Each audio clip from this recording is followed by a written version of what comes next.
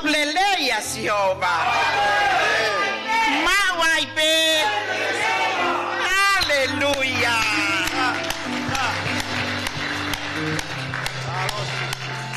Tau fia mau be he tau hau ke falio Jehová. Hallelujah. Kau toia me make he fiasco eni. O gai toi fia ok mahuluange. Yes. Ie tamayo eiki ko Daniela. Yes. Profeta ike eiki ko eiki ok faito tonu. Hallelujah. Mika mau talitali koe. Ie wafa ho tau eiki. Hallelujah. Welcome to Father's house. Hallelujah. Koe taimi whaka ofa mau pe. E tau ilo hei kaito ai hatahaya. E ofa lahi hake. Pea mahulu hake. Pea kakato ia eiko si sukalaisi. Tau alo atu enki he whaha i tau oi momoko. Tau o ngoi e ahone momoko. Pea kuongo mai ke tau i api. Kako taange ke ki familio lani. Lani, apongi. Alu ke fale o Jehová. Ma fai kai hawa setane o whamama ahina. He nofo i api. Kata beka koe tau lea ke mo oni. Owa nofo i api. E ko api au piai no ngahi mea. Aho sapate. Aho e ono. Yes. O atu he otu ai tapuaki. Aho petaha. Oku ne kole mai koe aho ia o oku. Mai kotoa ia maaku. Koe uingako ho mo ui he aho e ono. Ko au Jehová. Pe au tau whawhetai Father's house. He fiafi whakakoroa ko eni. Oku ne hanga tāpua ki tau tolu. I loi whanonga anga ko eni. Lahi e ngahi mea koko. Koe Mateo tau si ipe. Tolu ngā fulu. Whango fulu. Mate whakafok wha. Tauhi ho wā moe eki. Ke mā oni. He ao e otua heu kai ke tau ilo ho tau aho. Father's house ko time ke tau whaka mā opo ko toa pe. Fe tuku ki he eki. Hala ki ai ka tau hao he kukove aho. Pea koe palo mesi ai o tua. Te uhanga e ao toka ngai e kukakai. Pea tau fia ai koe eiki whai toton.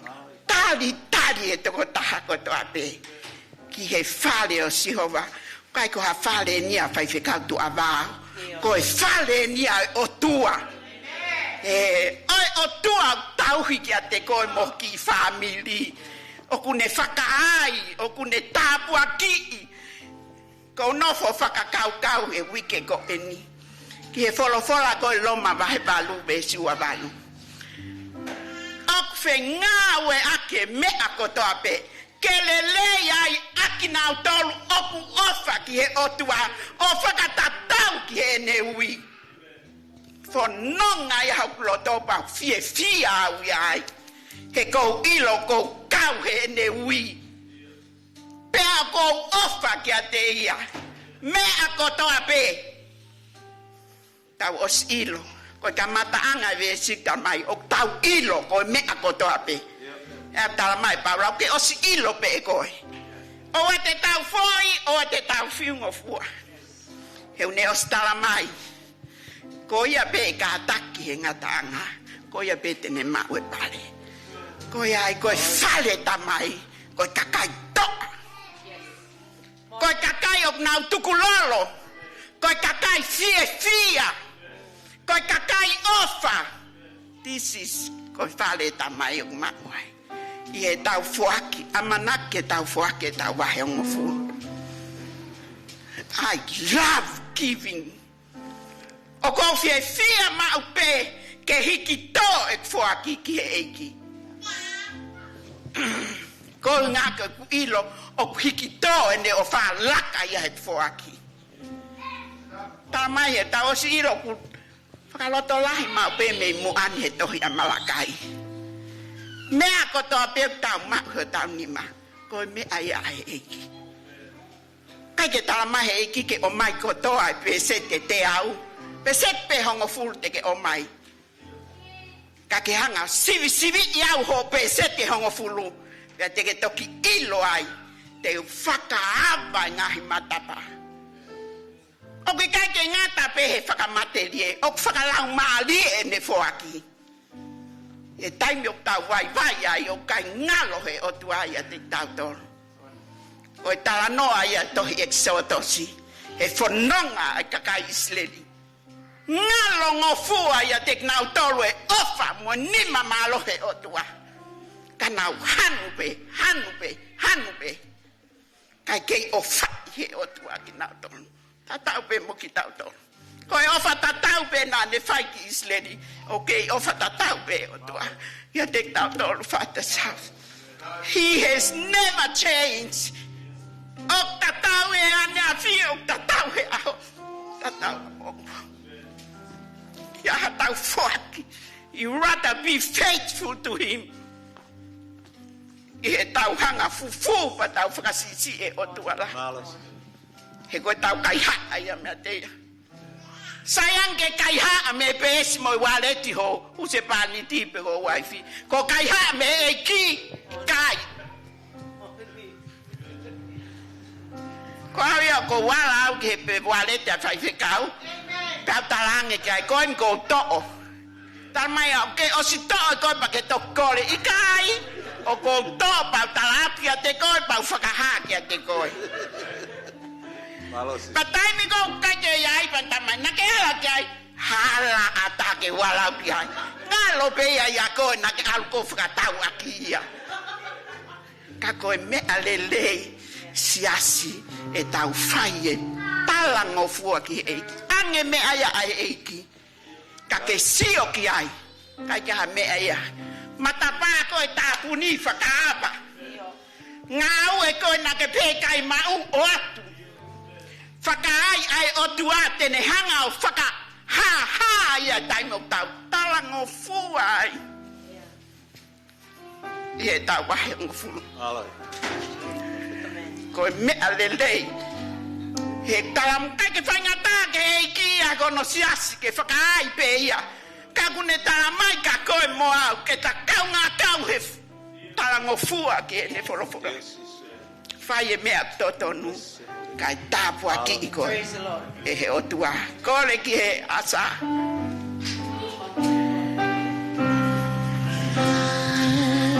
Mauhiki koe.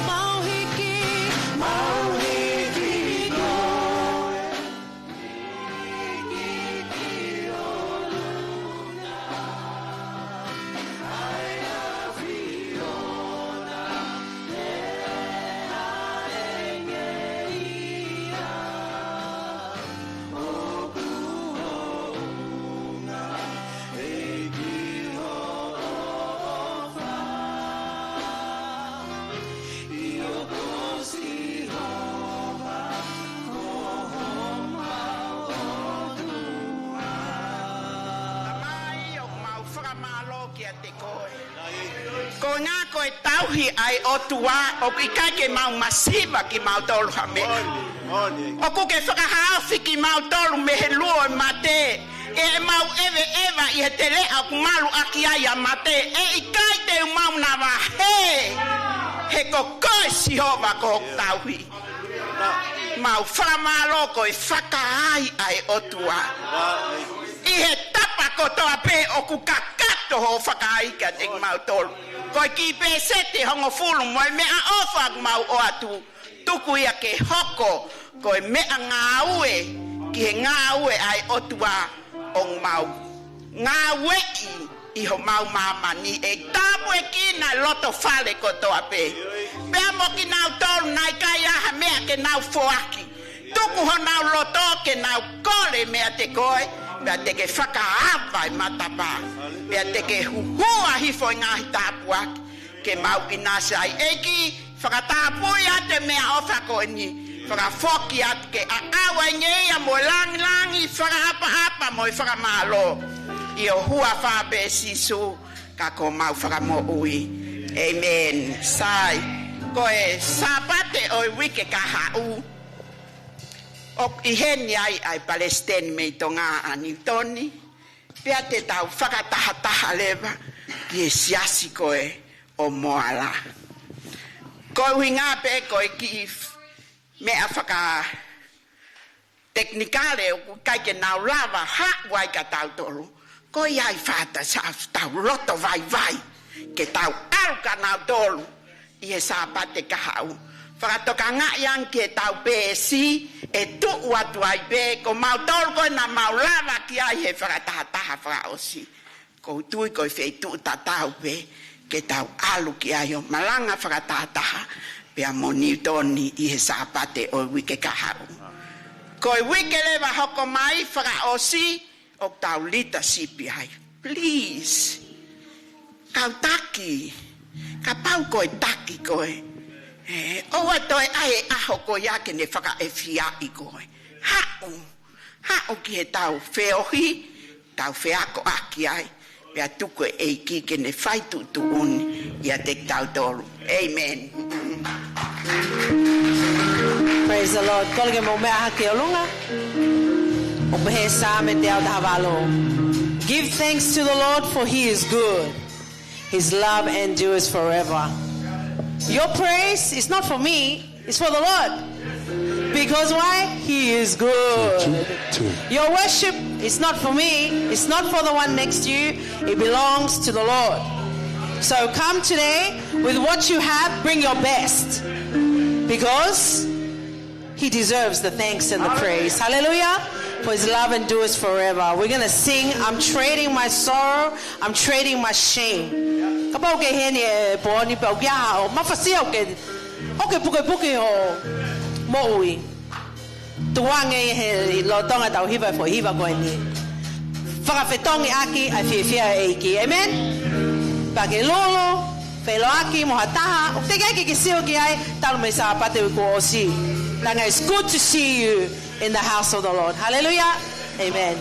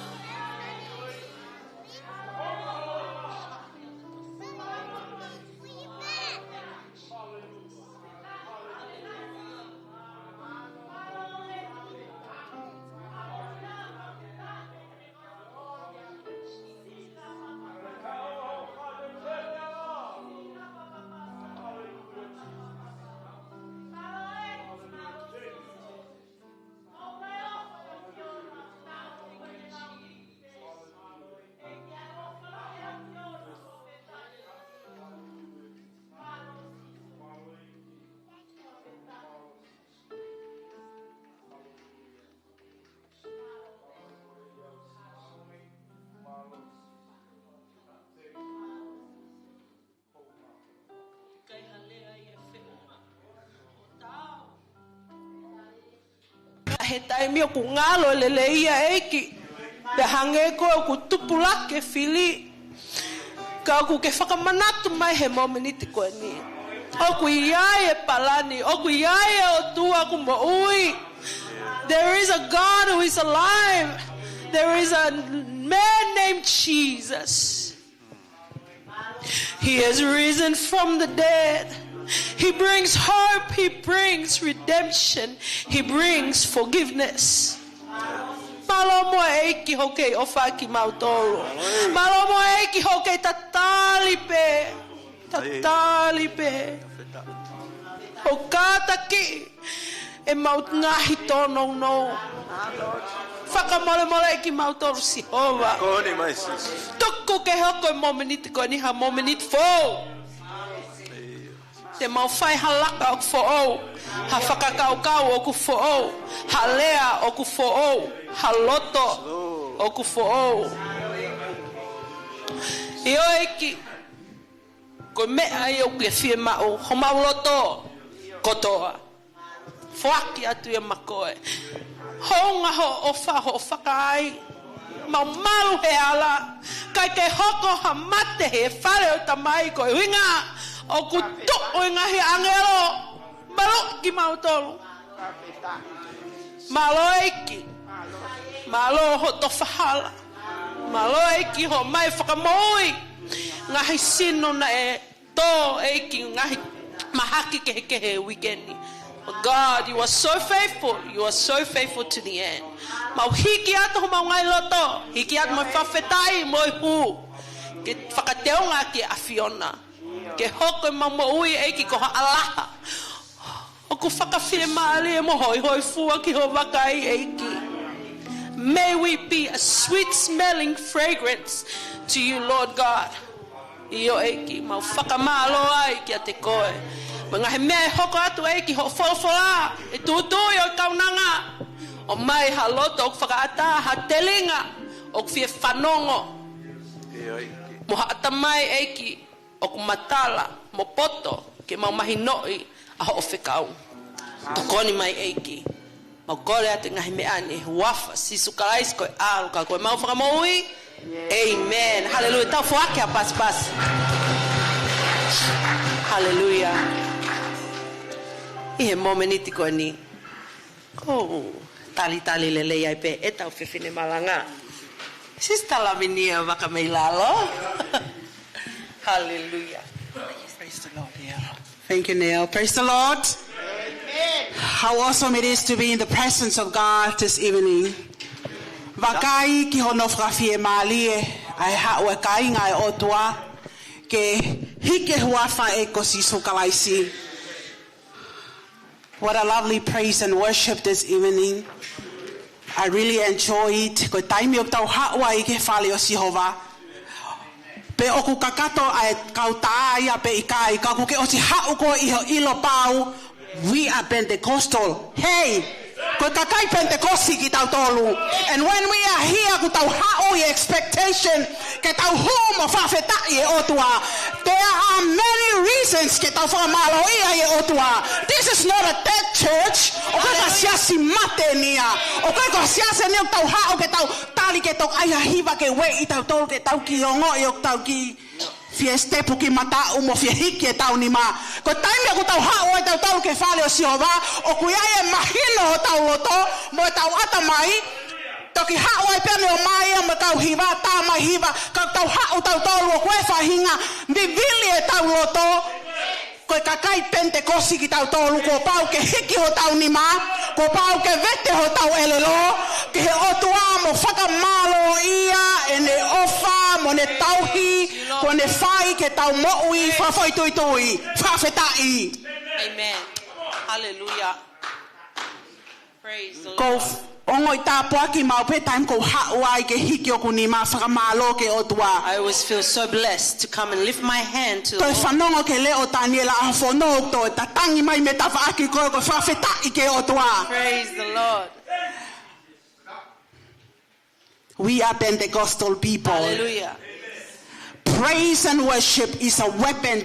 Ko mea tau ia ka no holoki, Toki hawa pe fola ia. Ka taimi o tau hawa tau to whakataha mai kau hiwa.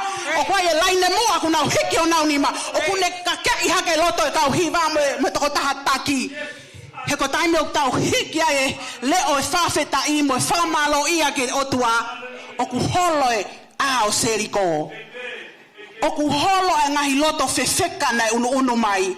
O ku holo e ngahi lau maali e whakakakano me hau moe ke whare si hova. He kwa e malohi there is a weapons e taimi o tau hiki ai e whawhetai mo e whamalo ke otua whawhetai. Ko lea e samea te vita whawhetai whakamalo ai mea mo ui mo mea ko tope manawa kia si hova. Praise the Lord.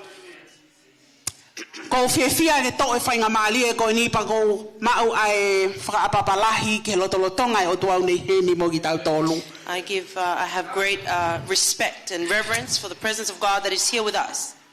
Kai ke aha ngau ele leia te lia na pole ai e whewhine ko ni. Ka koi ke lesi mo e ofa maatata pia e o tua. But it is only by the grace of God. There are many people who can do his work.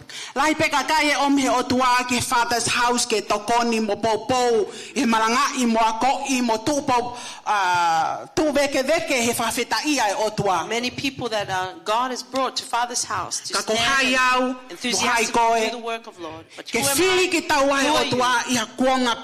God would choose us for such a time as this. That we would stand together and work for his kingdom. The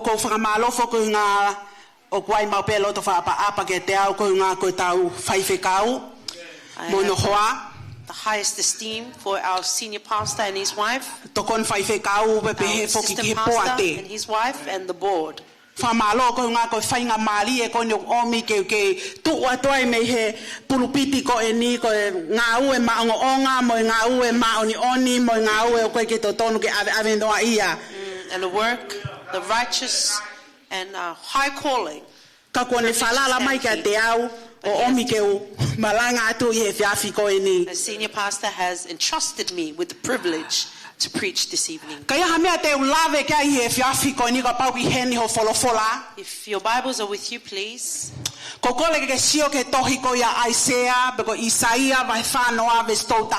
with me to Isaiah 40, verse 31.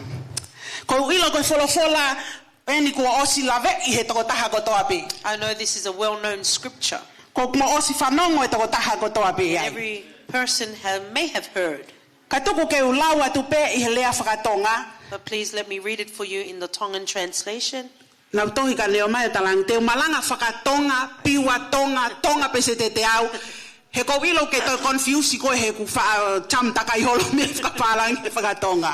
the Lord. Thank you, Sister Nia. But those who hope in the Lord will renew their strength. They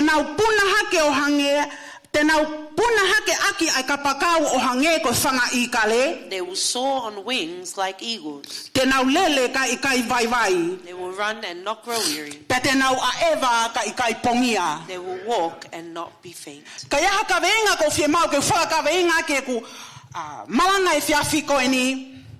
There is a theme I can bring. Please, can we go back to the first slide?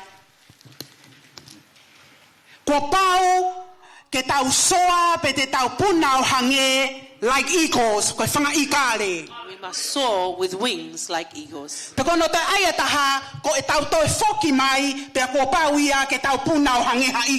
We must come back, soar with wings like eagles. Soar like eagles. Hallelujah.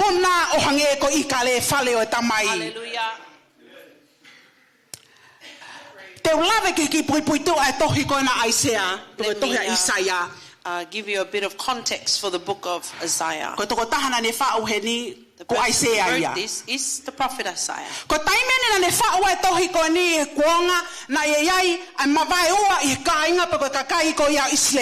He wrote this book in the time when the people of Israel were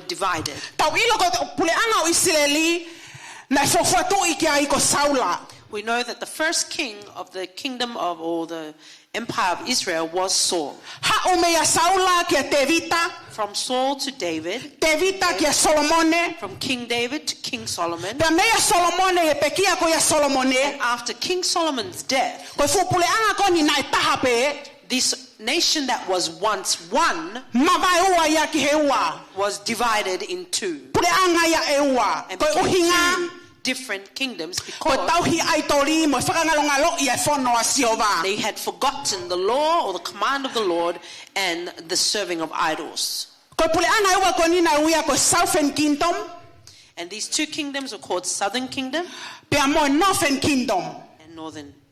Pa ko Southern Kingdom na ia e hako ko ia o Siuta mo Pensimani. And the Southern Kingdom was the tribes of Judah and Benjamin. Pa ko hako ni na ha o me ai a lineage po ko e tau tangata ko ia o Sisu. And from this tribe came the lineage and the genealogy of Jesus Christ. Ko Northern Kingdom me ka ke to lawa ki ai In the te Northern focus Kingdom, pe i he Southern Kingdom pe ko e pule anga ko ia Siuta mo Pensimani. I will focus on more on the kingdom or the tribe of Judah. Na ia taimin he tohia ai sea ko ni o ku bahe konga lalahia. Next slide please. Ai sea ko ni ko tohia ai sea tau ilo ku bahe ono.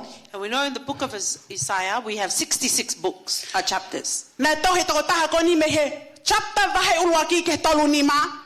O ku kikita ia whekau aki mo ngai whamala ia pe ko ngai warning e hoko ke pule anga o Siuta mo Pensimani e taim te nau mabahe ai me otua. Chapter 1 to 35 is prophecies of condemnation. Ko vahe tolu ono ke tolu hiva o ku tala noa ia whekau aki mo taimina e tu ia e tu ikon ko he seka ia e pule anga o Siuta. Chapter 36 to 39 is historical, a brief history of Hezekiah's salvation, sickness and sin. Ko vahe whanoa lewa ke ono. Chapter 40 to 66 Ko talofisa ia whekau aki pe a moe hawa Sihova ke ne whakahauwhi hono kakai e pule anga Isleli. is the messianic or the prophecies of comfort and hope. Pe a moe kikite ke hau ko ia kalaisi ko tau whakamoui. And the prophecy that Christ would come as our Savior. Ka te hau ke tataki mai e tau tokanga ke he vesi ko ni ko hana e pehea Isaia vahe whanoa ves tautaha kako ki nau tolu o ku tatari kia Sihova. And I will bring our focus to Isaiah 40:31. But those who hope in the Lord. He ko taimia nia na o si taki pōpura I he kau Papilone ia ai pureanga Isleli. Because at this time the Babylonians had already conquered Israel and Ko taki taken them pōpura captives. ko mo ui nofo pōpura mo oni mo whaingata ia. It was Toho life ki tahe ngāwe. of prison life in captivity for the people of Pako ia Israel. taimi koni e kaka Israelita mai na nau ha. Na nau tangi he na nau ngoi ko whaingata ia lahi e nau mo ui. And they felt great pain and they cried out to the Lord. Na ngoi ko riaki nau tolu he otua. They felt that God had forsaken them. Kaya ka main theme e tohi kona Isaiah. If there is a main theme for the book of Isaiah, O pehe ia ko whakamo ui o kai otua ia. it is that redemption belongs to the Lord or is from the Lord. Ko e whai whakamo ui pe ko salvation, redemption, ko hau ia me otua. Salvation comes from the Lord. Kana lea otua ke Isaiah whakamanatu ke te ia ke ne lea ni ki hono kakai I e taimi e nau pōpula I Papilone. But God spoke to Isaiah that he would remind his people whilst they were in captivity in Babylon. Ko ki nau tolu o ku tatari kia te au, But those who hope in me, e whafo o ho nau maloi. their strength will be renewed. O koe ke te uila o koe hafo e ngai mea ku tatari ki ai. I don't know what it is that we are waiting O for. ta I heni ki tau ai e whale ta mai pe a moau, ue ngai mea tatari ki ai. There are many things each of us are waiting for. or O ku hoping tatari taua ke breakthrough I he ta whamiri. Hallelujah. Some of us may be waiting for breakthrough. Malo ku ke tatari koe ke sioha ai ho au se paniti ke sioha whakawhetonge mo ui ho waifi. Maybe husbands are waiting for a transformation in the life of their wives. Pe ku tatari ai That the wife would see a transformation in the husband.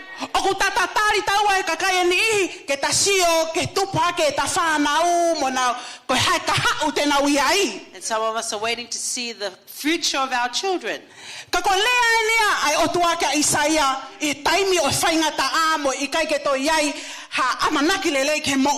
But this is God's command or word to Isaiah when the people of Israel had lost all hope. God said to Isaiah, salvation is from me. Hallelujah.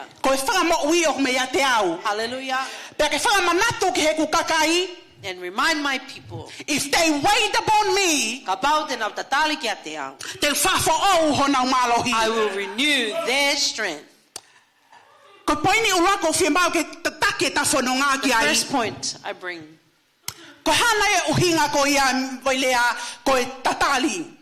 What does hope or waiting with positive expectation?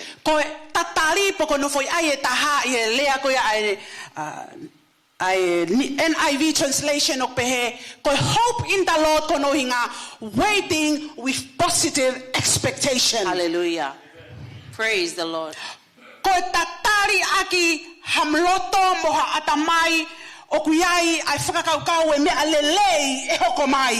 Yes, thinking with positivity. I want you to expect. And as you come to church, you are expecting God will do something good. Hello, salvation is from the Lord. Hallelujah. When you awaken,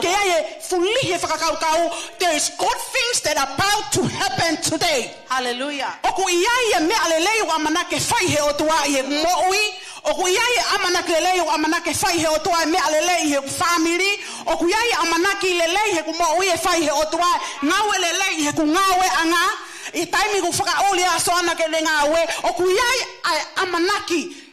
Positive expectation.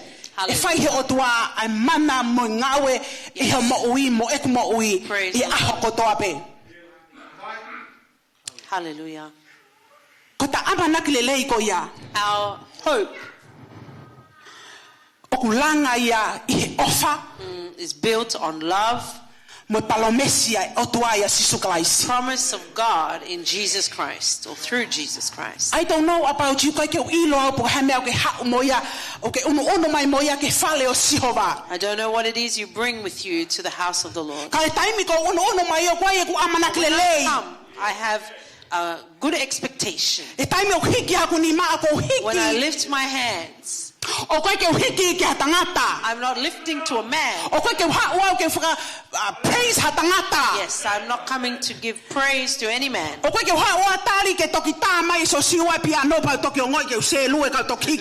I'm not waiting for Josh to play the keyboard. And I come with an expectation. God is here. And He's here now. And He's about to do great things. He's about to do new things. Because salvation is from the Lord.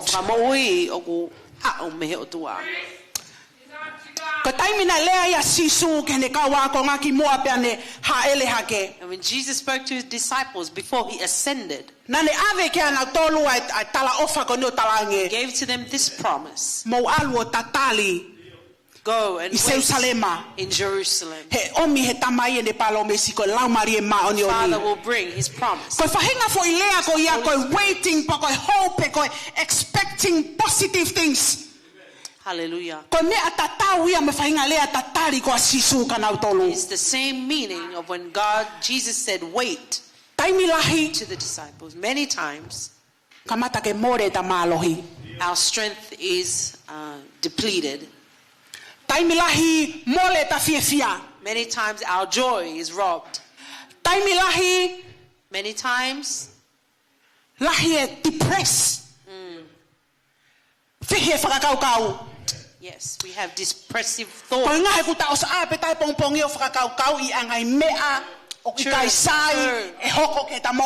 Because we already awake in the morning and think of things that are not positive. Ko tatangi pe telefoni ke os whakakaukau As soon as the tautoruia. phone rings, Na koe pule na hafufoi ngā ue whihau talamai. maybe that's the boss with many work for me to do. Kako we are the Father's house ko kakai ko whakatawa tainai. He tata au kalaisi. O ku totonu ia aho ko tope. Should be every day. Tokoni a lau mari e maano ni. The help of the Aho ko Holy tope. We Every expect. day. Ai otua ka ne lea ke te taua. O ku ta amanaki ke otua ke ne whai e mea kumana. O ta amanaki ke otua ke ne whakamo ui ki taua. O ku ta amanaki ke otua ke whakai ke ta masiva. O ta amanaki ke otua. Praise the Lord. Ai mea lelei ke ne whakahoko. Expect God to do good and great things. Taimi lahi o whakahae mea o ta tari ki ai. Many times we see what we are waiting for, He kahau pia ke talo tu te ke tala mai. O ko ta tari ke si hova. Ko amanaki lelei ke mea lelei e whakahoko. and many times we say, "Oh, I'm waiting on God for Him to do something good." Tai hiva. And the songs are done, the songs play, Ko and ai mai ne la. Apa sia? Si o takai holo. we look around. Whakamau i ato hai. Whakamau i ato hai. Ko uhinga he kukamata ke to o ta toka ngā taua tuku e ta amanaki i he tangata ka tuku ai otua. Because we put our hope in man and not in God. Waiting with positive expectation. Hallelujah. Ko uhinga i malanga i aho koe ni ke ne hanga lave i ho mo ui. Wake up o koe me alelei o te tewe o tuama o loto Hallelujah. mo family. Praise the Lord. Amen. The purpose of today's sermon is to convict your heart and Next slide, remind you please. God is going to do something good. Lea Paula o pehe. And Paul said in Romans, And hope does not put us to shame. O ikai ke omi he amanakilele ke tau whakamai. yes, hallelujah.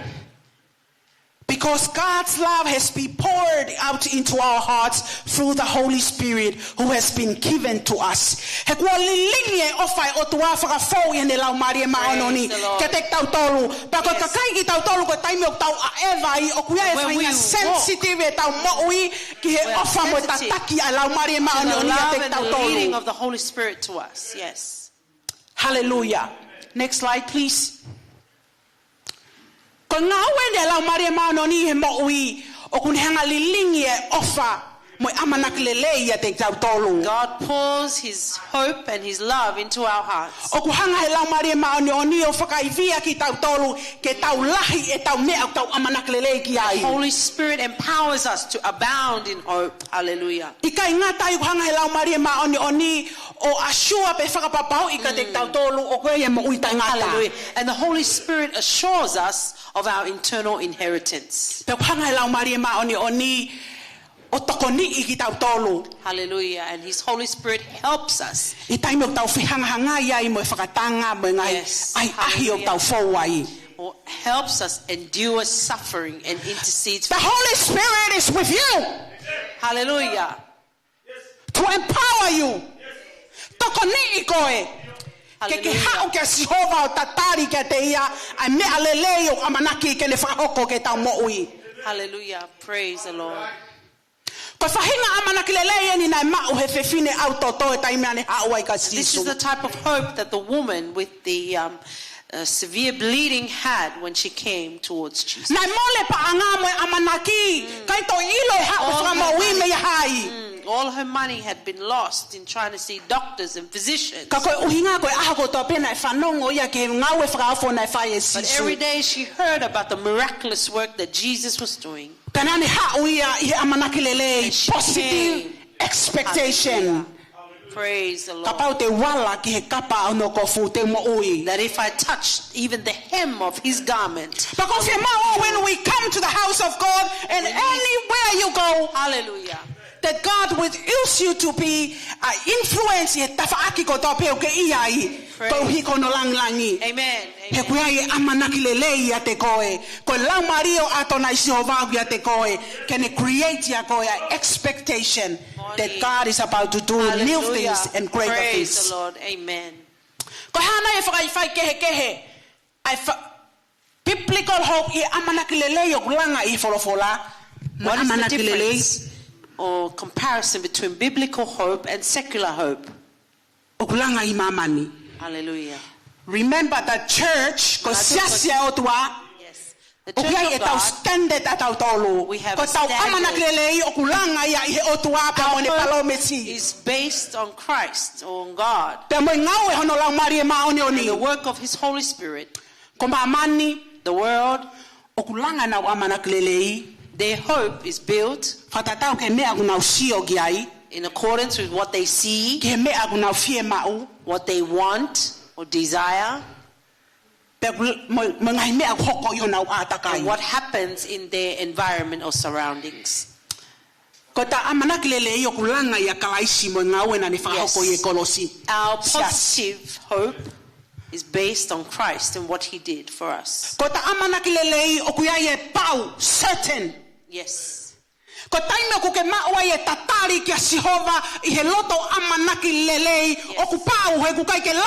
Hallelujah. Praise you, Jesus. Yes, our hope is not based on anything that is easily destroyed, but it's based on God. And when we base our hope in Christ or in Jesus, there is a different kind of joy and peace that is in our heart.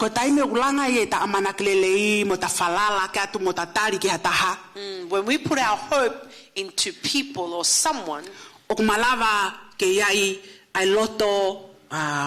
bitterness, disappointment. Yes. Hallelujah. How many of you are here, you've been waiting for someone and it caused you disappointment, bitterness and anger? Amen. I'm one of it. Yes. So true. If you wait upon me, I will renew your strength. Slide hoko kataki.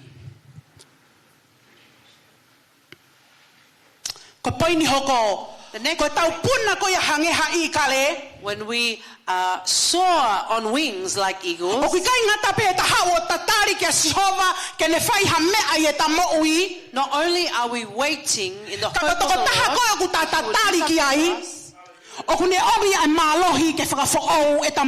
but the one that we are waiting for has the power or the strength to transformation, rejuvenation, revitalization. Yes, there is a renewal. There is a transformation. The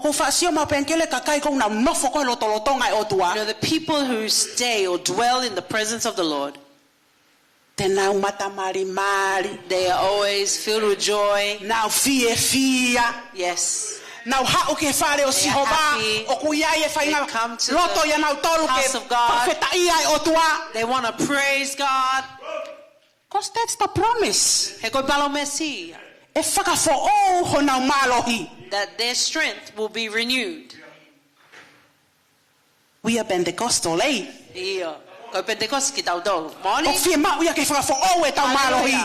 We need to renew our strength.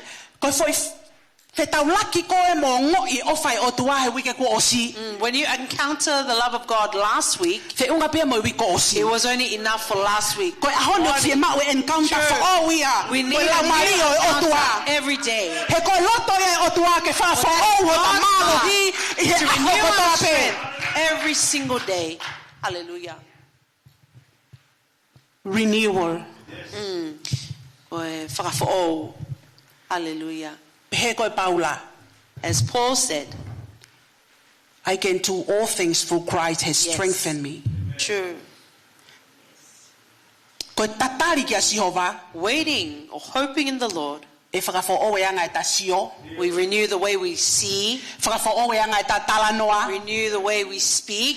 O kuia e ngahi ulunganga whakakakano ia ke fie mau ke mauta i e ta maui ke to'o kai haa mai e nau nau o There are siova. even behaviors in our fleshly body that we need to let go of so we can reveal godliness in us. Excuse me, o koe kou tua tau he niu pe he kou he vani au kou maa oni au. I'm not saying that I'm heavenly.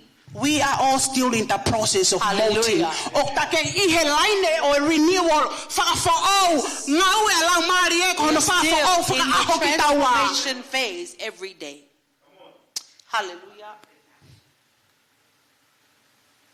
I ma oi koia I kale ku tau os ilo ko toa pea I kale. In the life of the eagle, Ko whahinga manupuna ino ku kehe atu pehono a ngā ona. his characteristics is so different. Koianga ene sio loloa. When he sees long distance. Kai te ha manupuna e puna whakalaka I kale. Maulunga mo altitude o ku puna I kale. No other bird can fly to the heights or the altitude that an eagle can fly. Ka koe pe taimia. But there is a time O ku whakahoko I e process o ku ikoia. Ko molting process of eagle's feathers. Pe kono taimia o te ai whakatonga lelei. O ku makulu ai ono to'o e fulu motu ai I kare. the old feathers go through a molting process Ko where they taimi o fall off. whakahoko e process ko ni o tō taha e tau. This happens once a year. Ko he uhinga o whakahoko ai e process of molting ko ni. What is the purpose of the molting Ko uhinga ke process? whafo o e fulufulu I kare. Ka tai oni ha fulufulu fo o. Ke puna maolunga mo mata vi sone loloa. So that the feathers can fly high again. Neongo ko process ko ni hoko ke I kale ai no to hono fulufulu o ku mamahi. Although this is a painful process for the eagle. Pe taime o te sio e ki I kare hange ko feifei a vare e kai malava ia ke toi puna maolunga. And all the strength of the eagle seems gone. Ka ko taime ko osia e process ia ko ia. But after the molting process is O ku hawe finished, I kale ia pe ane puna I ata. the eagle comes and flies again, Whakaari hono whaaofa Yes. mo hono malohi revealing its beauty and its power, he kua whaafo e malohi ai I kare. because the eagle's strength has been renewed.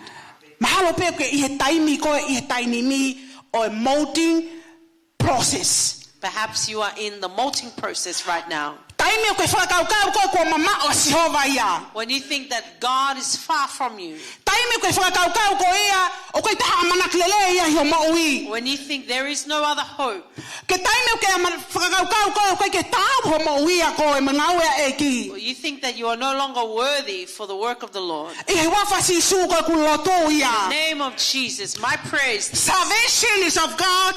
I o ko whamoi, o ku haume o tua. Ka pau te ke whaata ki hono lau maari e ke ngau ia te koe. But if you would allow the Holy Spirit to work it through, You come back as a strong woman of God. hallelujah. Te Te ke hau koe ko whiwhine malohi koe. Praise Te ke hau koe ko ngai me aia na sio ka kai e kai te ke malava. Ko Many ke fie things kua that taki people hiva mai e siasi you could koe. not do, the people will see you can. Ko moana e ko malanga ia. Hallelujah. Ko so siwa e ko kau ia malanga mai purupiti. Hallelujah. Ko tari no toa neo mai. Hallelujah. Whawhetai. Praise the Lord. Ko pau ke whafo o e ta malohi a taua. We must renew our strength. Ta taua e pe ko hae me ta fowai. No matter what it is that we go through, You are coming back. Te ke whaki mai koe. your comeback Ko toko taha whao will koe. be you are a new person. Ko toko taha koe o ku ke soa like eagles. Hallelujah. Yes. Taim nau ki lau lau I whae o sio ke he anga e mo uia I kare. When I Ko I read how kare, the eagle's life o ku kai span, ke kai a mea kai me ane afi. it never eats any leftover food. O ne kai pe e fresh food. Hallelujah. Wow. Hallelujah.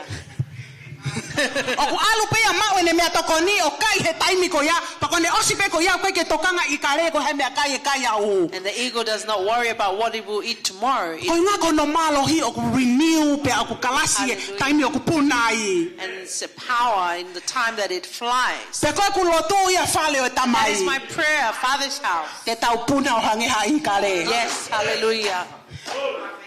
Te pe mai ko ke fu ya pa anga ke lava puna ke ha se You asi. say, oh, I don't really have the money Ko lo tu ya to fly. te tau puna tau tolu. No, my prayer Father's house. So, Ka te tau puna ka ke tau puna no e te tau puna hangi ha I kare. yes, and we want to He ko go uhinga ko for fili he fale o tamai because Father's house has chosen to wait upon the Lord you know, with hope. Talitali ki eiki. Hallelujah. Whawhetai. Praise the Lord. Te tau sio ye kau helo ko toa pe ye folofola. And we'll see all the heroes of faith in the Ka world. kai ko toa pe na mea ngawe ake o tua. Everyone that God used, Ko ka kai na now choose ke na wait upon the Lord. makakaina na ufili ke na tatali ke otua. Tatali ke o tua.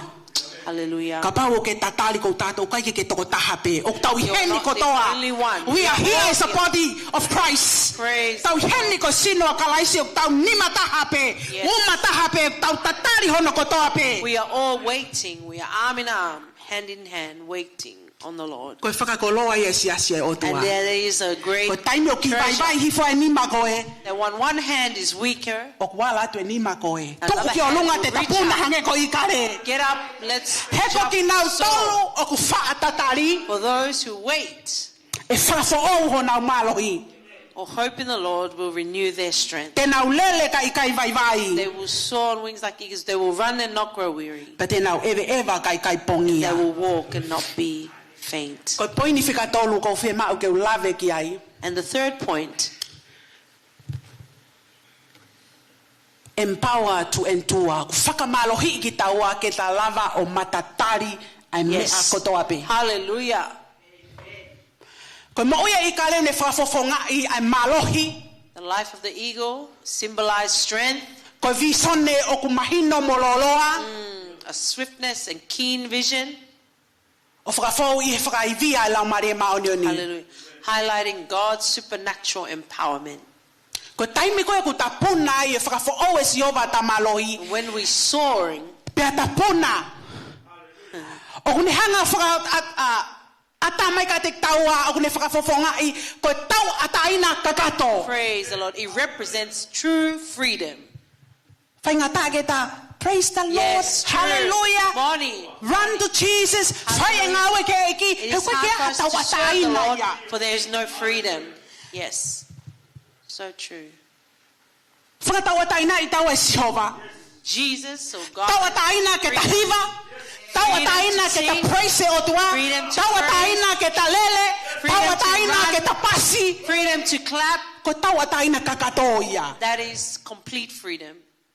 Pea ko omi e tau ataina ko ia me he laumari e maonioni. And that freedom is given to us. Pa te ke The ilo e effort is mooni. given. Pa e whakatau ataina I ko he And you will mooni. know the truth, and the truth shall set you free. Ne lave hoa he ne malanga ki mau pe. Ka pau te My aki ke tau husband's ataina. word, if you are not yet free, Ta koe konga pe e mooni u ke ilo ki ai. then you only have a partial truth. Kai taimi o ke ilo kakato ai But mooni. when you know or have the full knowledge of Mo the tata truth ana e tafe he kolosi ka te and the taua. blood that flowed from the cross, O ku for us, kakato lewa e tau ataina. then your freedom is complete.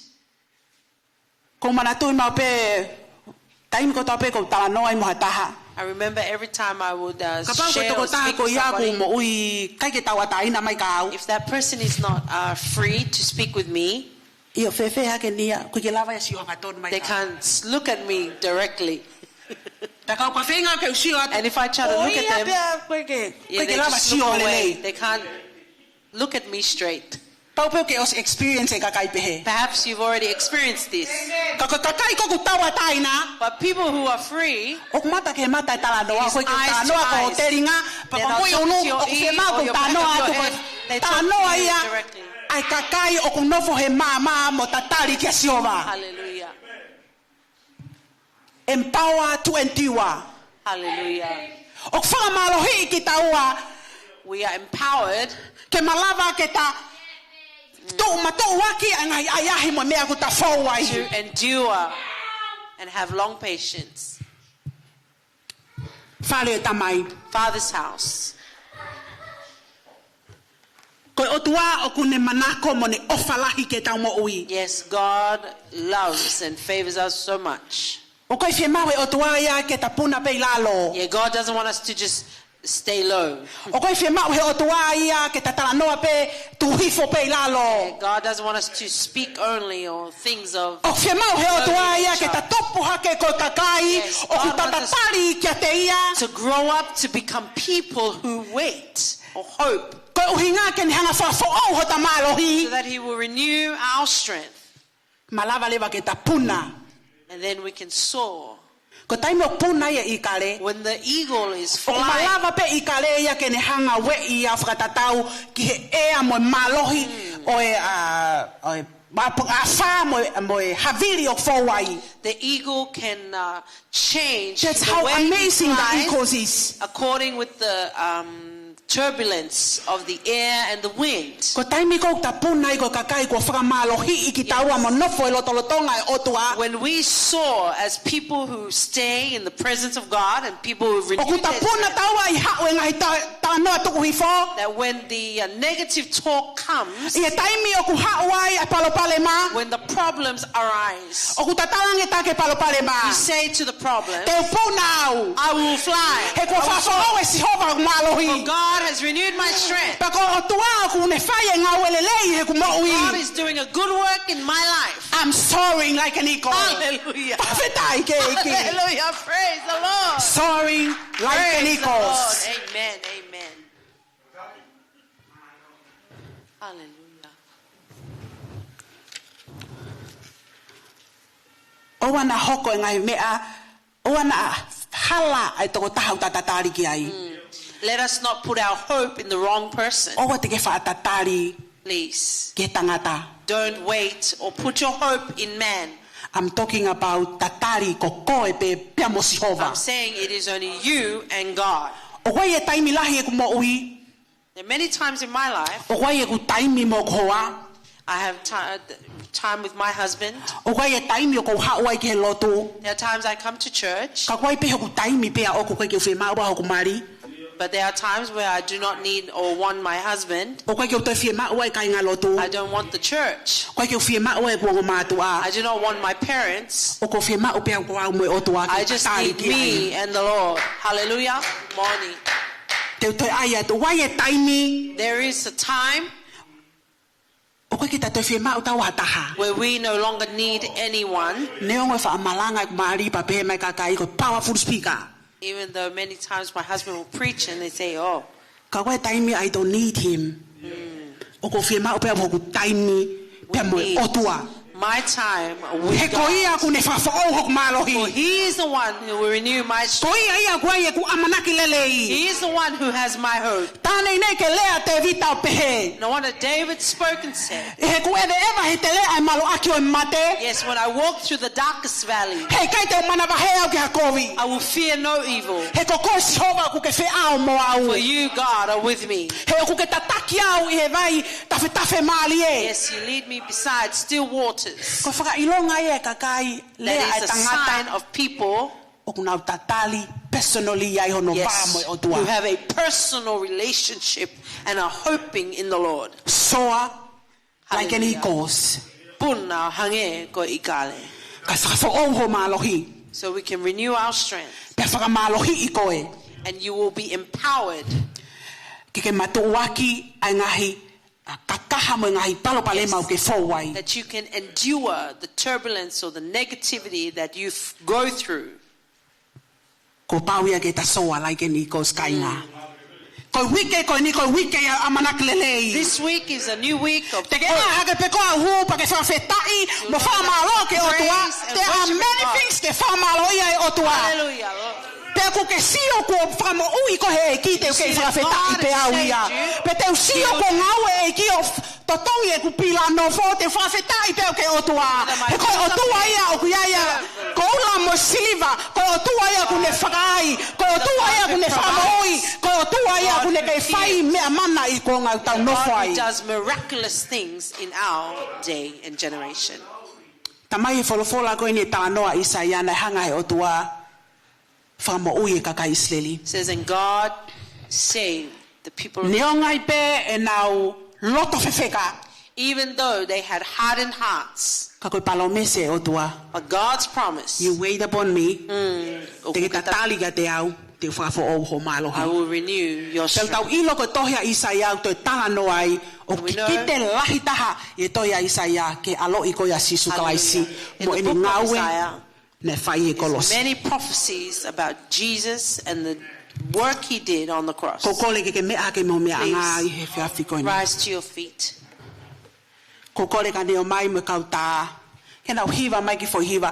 Ko whe mau pe hiki honi mai ke o lunga and tell God, o tua, I want to soar like an eagles. O ko whe mau ke experience ai malohi e awhionai e ku moui. O ko whe mau ke usio mo mata ai mana e awhionai e family. Mana e awhionai e father's house. Mana e awhionai e kautaki. Mana e awhionai e ngau e assemblies of God tongan e asteleria. I want to see that.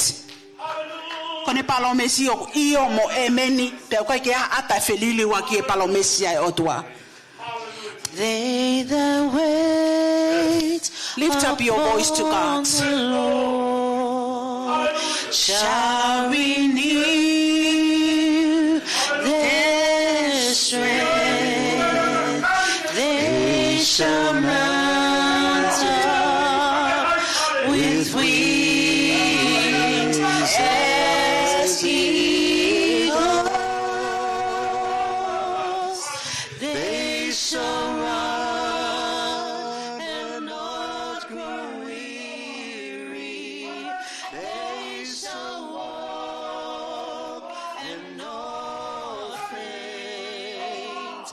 Teach me, Lord, teach me, Lord, to wait.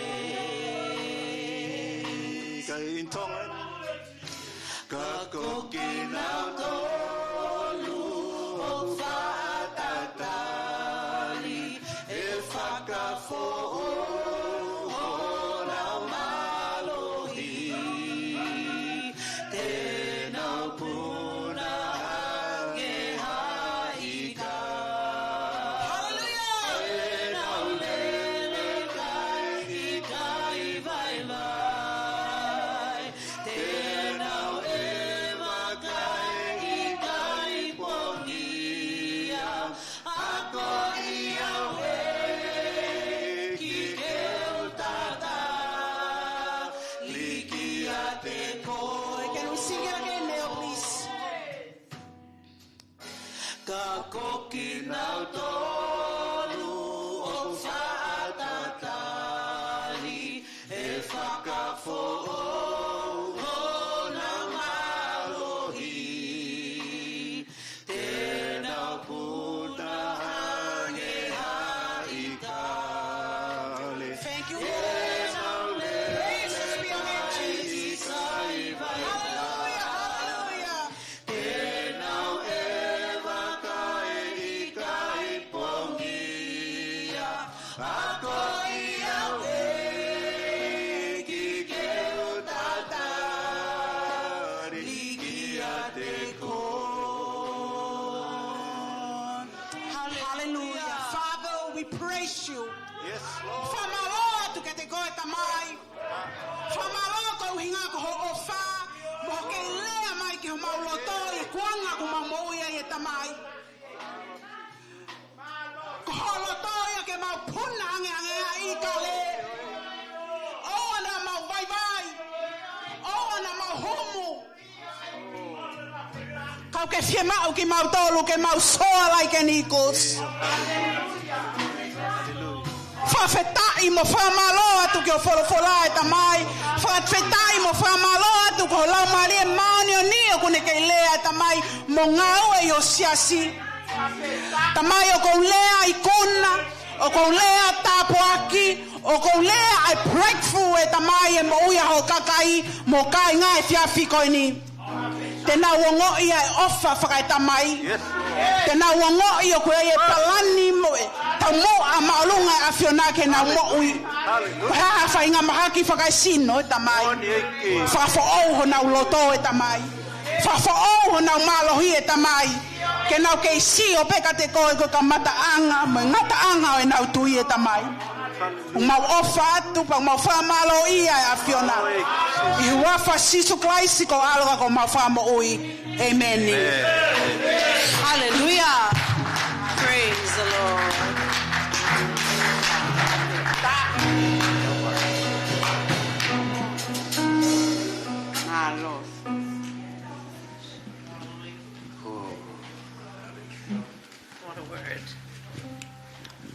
Praise the Lord. Hallelujah.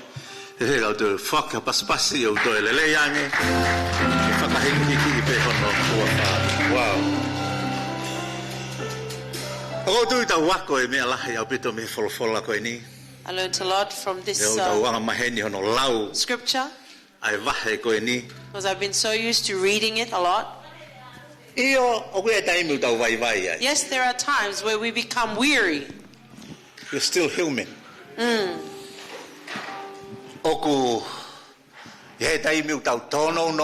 are times where we fall short.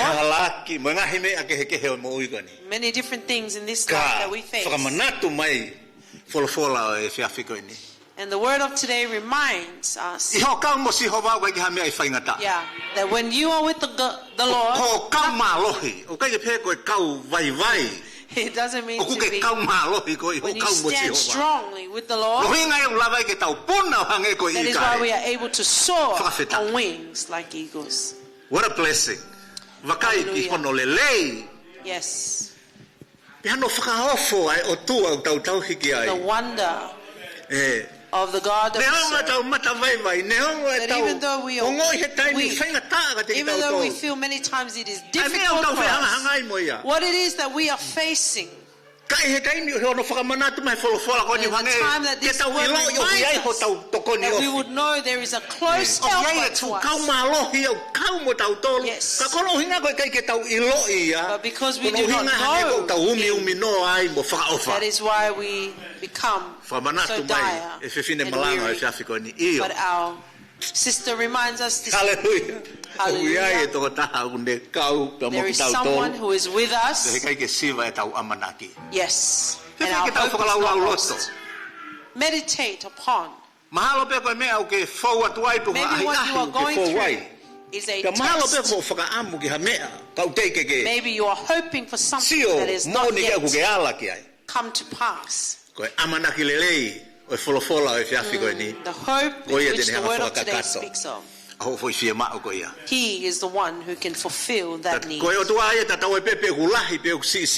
God, whether it is small or big, is a God who is able. Therefore,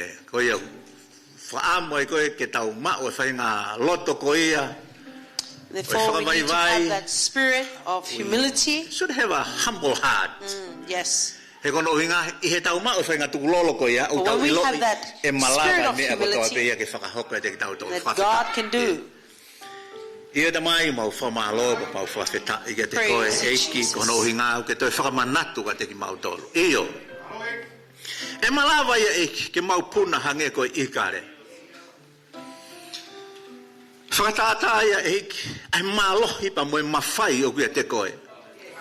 Uyenga malohi o kai ke fra otua e ki honoanga. Ka ulahe kumi akakai ki ai he kono uhinga huna ulan tolu e vave ai e fie mau e na fie mau.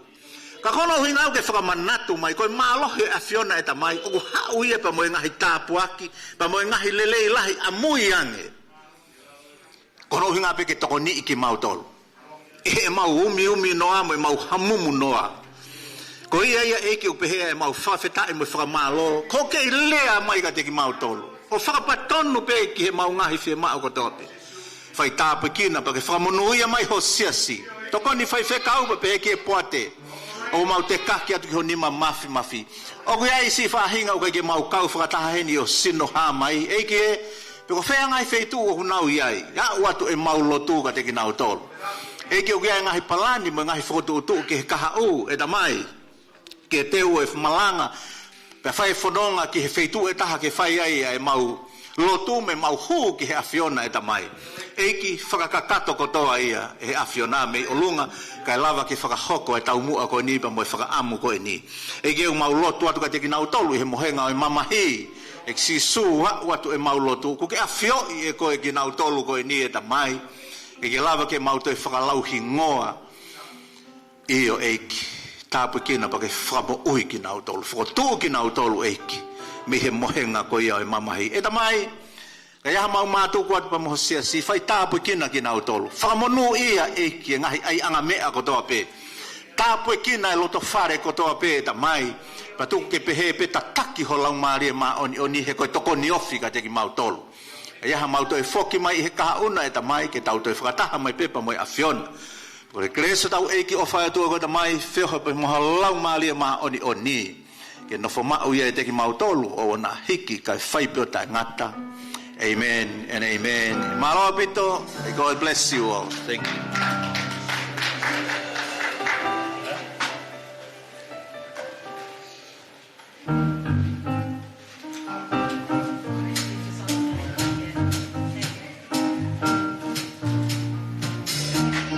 Thank you, everyone.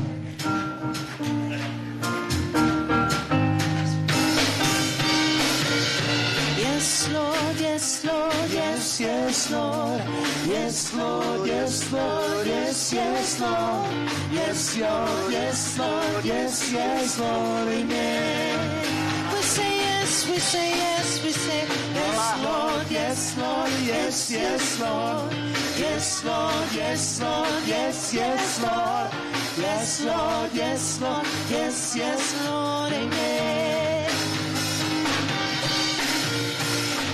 I'm trading my sorrow. I'm trading my shame. I'm laying it down for the joy of the Lord. I'm trading my sickness, I'm trading my sickness, my pain. I'm trading my pain. I'm laying it down for the joy of the Lord. We say yes, Lord, yes, Lord, yes, yes, Lord. We say yes, Lord, yes, Lord, yes, yes, Lord. We say yes, Lord, yes, Lord, yes, yes, Lord, amen. We say yes, we say yes, we say yes, Lord, yes, Lord, yes, yes, Lord. We say yes, Lord, yes, Lord, yes, yes, Lord. Yes, Lord, yes, Lord, yes, yes, Lord, amen. We say yes, Lord, yes, Lord, yes, yes, Lord. Yes, Lord, yes, Lord, yes, yes, Lord. Yes, Lord, yes, Lord, yes, yes, Lord, amen. Come on. We say yes, Lord, yes, Lord, yes, yes, Lord. Yes, Lord, yes, Lord, yes, yes, Lord. Yes, Lord, yes, Lord, yes, yes, Lord, amen. Yes, yes, Lord, amen. Yes, yes, Lord, amen. Yes, yes, Lord.